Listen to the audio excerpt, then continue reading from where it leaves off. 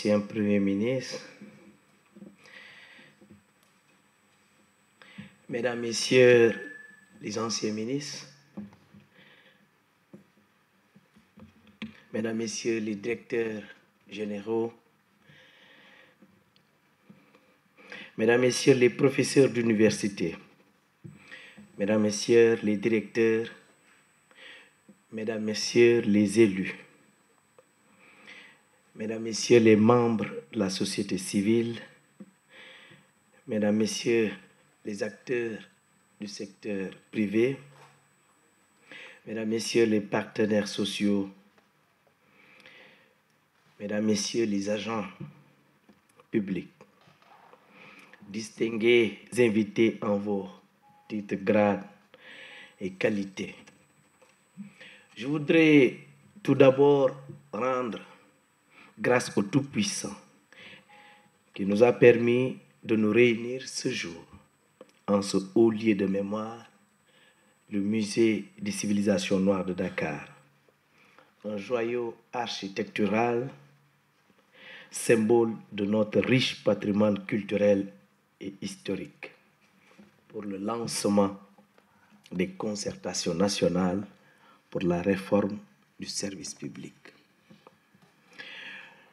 Je souhaiterais également exprimer toute ma gratitude au président de la République, son Excellence, Monsieur Bassirou Diomaye Diakhar Faye, et à son Premier ministre, Monsieur Ousmane Sonko, pour l'importance qu'ils accordent à cet événement majeur pour le futur de notre service public.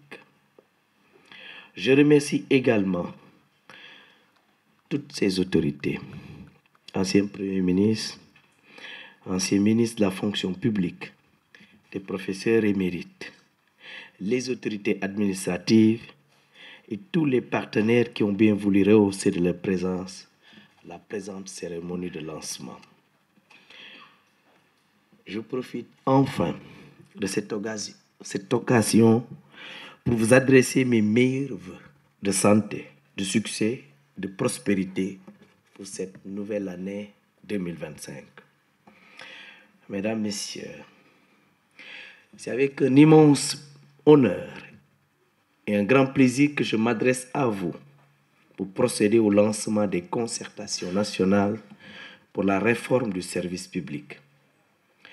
Initiative majeure dans la dynamique de la transformation systémique. Les concertations nationales s'inscrivent dans le sillage des orientations stratégiques de son Excellence, Monsieur le Président de la République, allant dans le sens d'accorder une place de premier choix au dialogue, à l'inclusion et à la co-construction.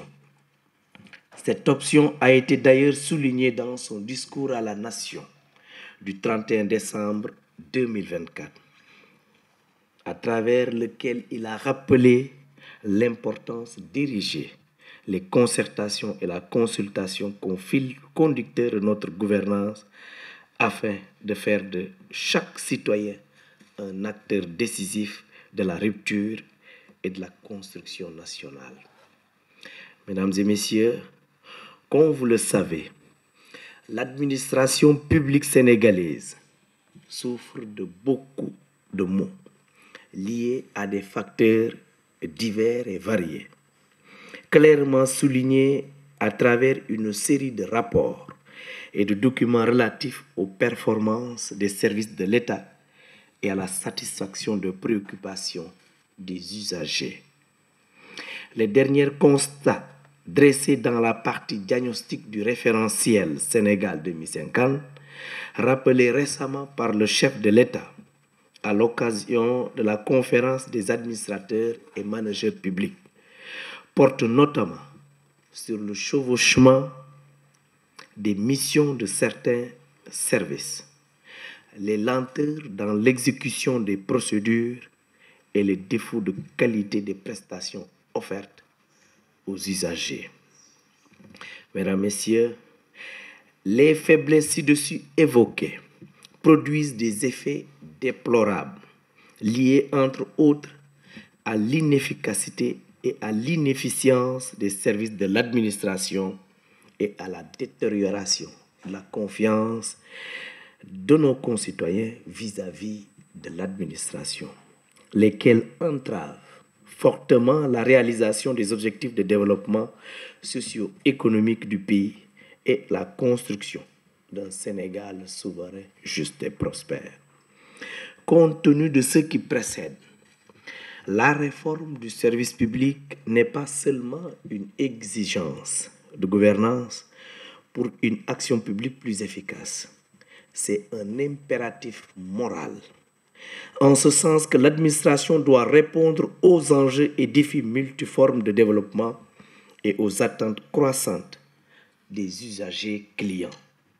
Sous ce rapport, vous conviendrez avec moi de la nécessité et de l'urgence de donner corps aux orientations du chef de l'État en prenant les dispositions utiles pour repenser notre gouvernance et renouveler notre administration.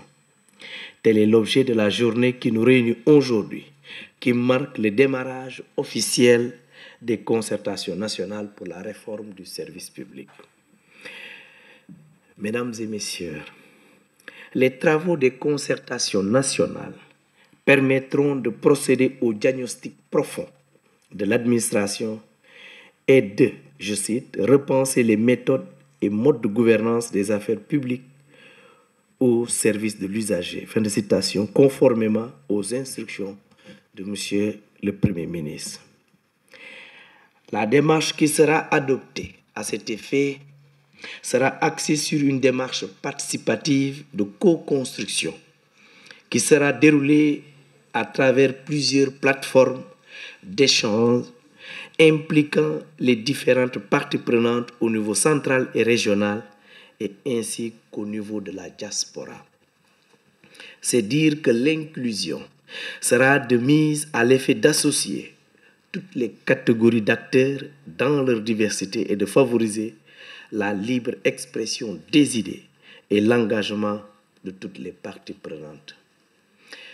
Mesdames et messieurs, la plateforme en ligne qui a fait l'objet d'une présentation ce matin est disponible pour favoriser des concertations directes et ouvertes avec tous les usagers citoyens, plus particulièrement ceux de la diaspora.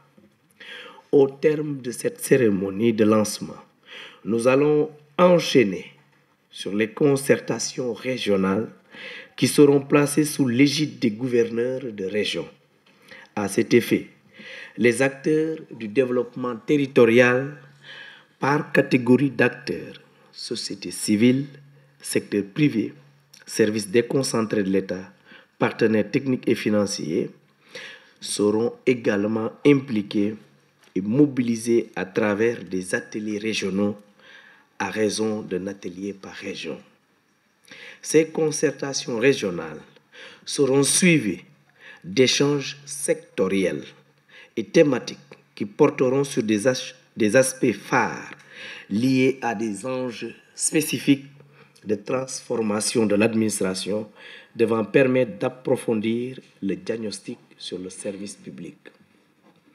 D'ores et déjà, des travaux préparatoires ont permis d'identifier plusieurs thèmes phares d'échange, à savoir de la qualité du service public, de la transformation digitale de l'administration, du cadre de gestion des ressources humaines, du cadre organisationnel des services publics, de la transparence, de l'équité, mais aussi de la redevabilité.